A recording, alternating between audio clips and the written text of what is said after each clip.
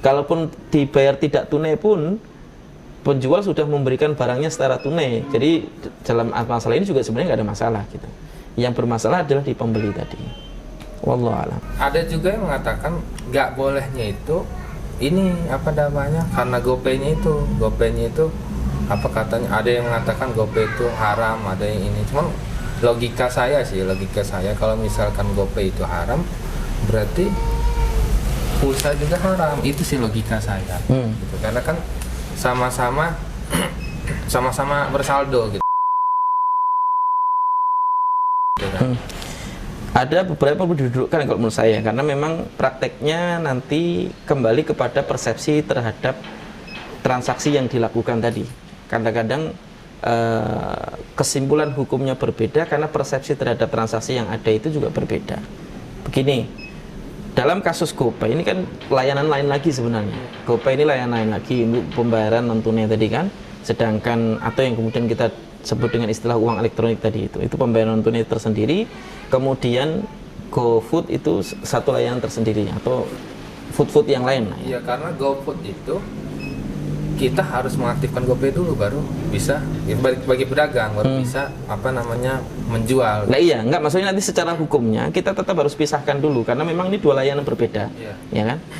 Di satu sisi GoPay nanti secara hukumnya juga perlu dilihat apakah GoPay ini dia berfungsi sebagaimana barang yang digunakan untuk alat tukar seperti voucher, pulsa atau yang semisalnya tadi itu, ataukah dia sejatinya uang sebagaimana apa namanya tabungan kita gitu.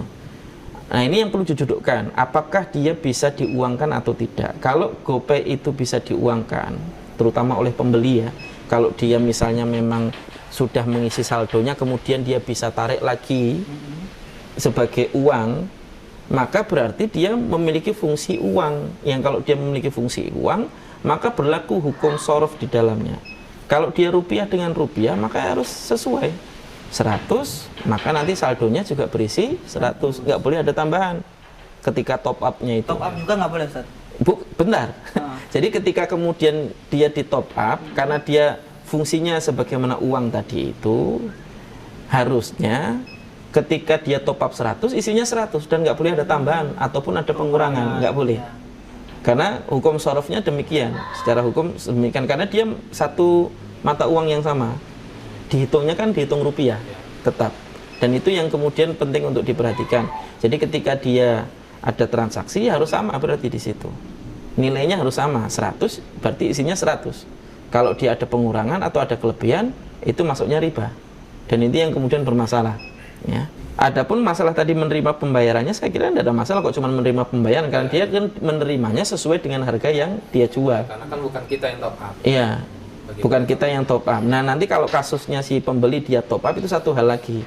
Makanya kembali kepada GoPay itu dia bisa diuangkan atau tidak. Kalau dia sebagaimana pulsa kan berarti dia barang statusnya. Pulsa kan nggak bisa diuangkan kembali, kalau sudah diisi ya sudah. Sebagaimana beberapa uang elektronik lain seperti mungkin yang e-money atau yang lainnya, ketika dia sudah diisi ya hanya bisa dipakai, dia nggak bisa diuangkan lagi. Kalau yang nggak bisa dipakai, yang bisanya hanya dipakai, tidak bisa diuangkan lagi, maka statusnya dia komoditas, bukan uang. Statusnya dia komoditas atau barang, jadi bukan uang, dan nggak ada masalah. Beli barang dengan barang boleh, beli uang dengan barang dengan uang juga nggak ada masalah secara hukum kan. Nah, kalau yang dia bisa diuangkan, berarti sejatinya dia punya fungsi uang. Yang masalahnya adalah ketika ada penambahan atau pengurangan ketika top up tadi, itu sudah masalah. Kemudian ketika ditransaksikan nanti dapat diskon, itu juga masalah. Nah, itu nanti banyak hal lah yang kemudian nanti bisa digaji secara detailnya di lain kesempatan. Yang bikin bolehnya itu karena dia tidak bisa diuangkan kembali itu ya. Iya, yang perlu didefinisikan dulu status apa namanya saldo GoPay atau PayPay yang lainnya itu statusnya dia sebagai komoditas sebagaimana pulsa tadi itu atau voucher atau yang lainnya tadi, ataukah dia sebenarnya uang, artinya dia bisa diuangkan lagi. Nah kalau dia statusnya uang, maka tadi ketika top up itu perlu diperhatikan nggak ada penambahan, nggak ada pengurangan, ya kan? Kalau kemudian nanti ketika transaksi juga harus sesuai, tidak boleh ada diskon atau tambahan cashback atau apapun istilahnya, karena nanti pembahasannya sendiri lagi. Akhirnya nanti menimbulkan unsur gharar di dalam transaksinya. Ini sebenarnya harganya yang setelah cashback atau sebelum cashback gitu, atau karena dia menggunakan layanan ini kemudian dapat cashback yang kalau dia pakai tunai dia nggak dapat cashback. Itu satu hal lagi pembahasannya gitu, bukan masalah boleh nggak boleh, kita tidak membahas itu maksudnya, fokus di tentang masalah GoPay-nya tadi. Nah itu yang substansial tuh di situ gitu. Jadi kalau dia komoditas, cash close nggak ada masalah gitu. Mau dijual dengan 100, dijual dengan 105 atau 100, karena dia komoditas nggak ada masalah, dia bukan uang gitu. Jadi saya kemarin tuh pahamnya ada yang ngomongin GoPay itu nggak boleh. Kalau GoPay nggak boleh berarti kan pulsa juga nggak boleh, karena saya pahamnya ke sana, pahamnya sama-sama saldo, bukan karena nggak bisa diuangkan itu. Lah iya, kalau pulsa kan karena dia memang tidak bisa diuangkan lagi, dia statusnya komoditas, barang, walaupun barangnya nggak real, tapi bisa kita pakai. Maksudnya nggak real fisik gitu maksudnya, tapi kita bisa pakai. Ya seperti tadi, kalau untuk layanan pay online tadi itu, istilahnya pembayaran online tadi itu dengan menggunakan uang elektronik tadi itu, kembali kepada dia, apakah dia itu komoditas atau dia itu uang.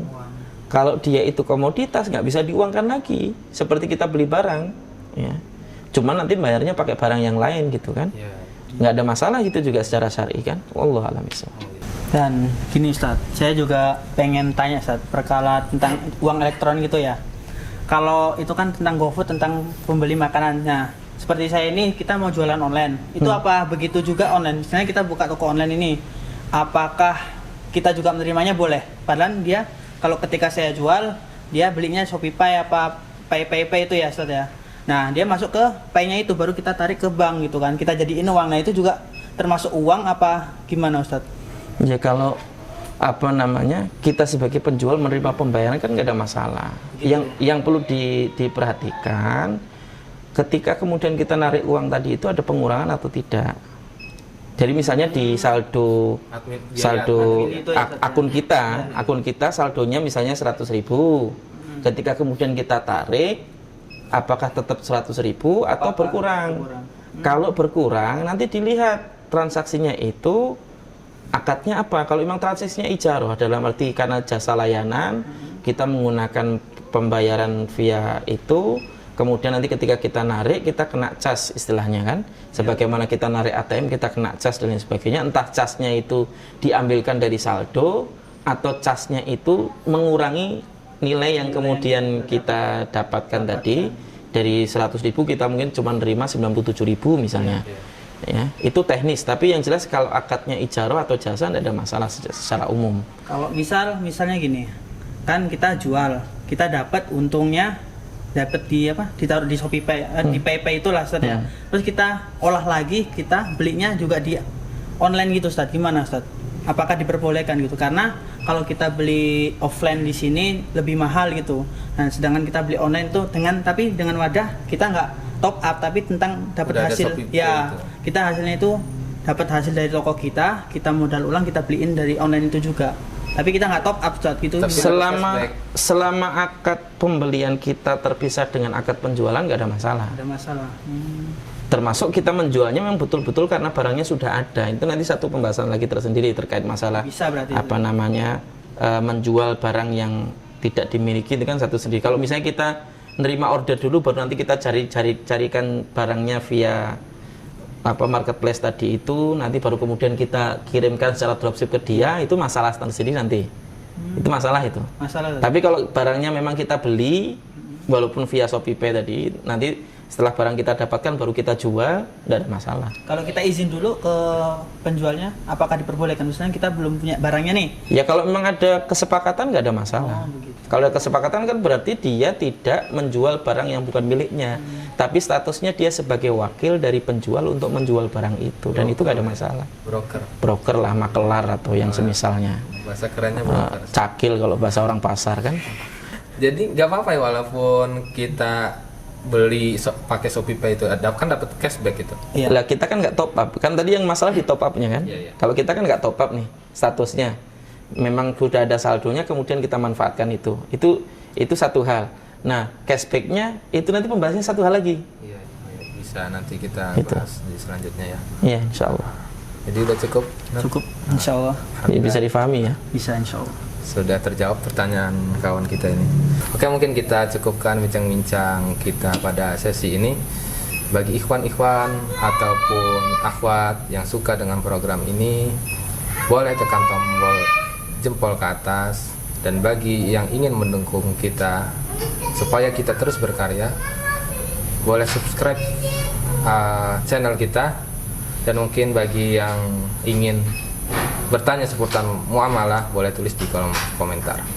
Saya akhiri video ini dengan mengucapkan doa kifaratul majelis. Subhanakallahumma wa bihamdika asyhadu an la ilaha illa anta astaghfiruka wa atubu ilaik. Wassalamualaikum warahmatullahi wabarakatuh. Waalaikumsalam warahmatullahi wabarakatuh.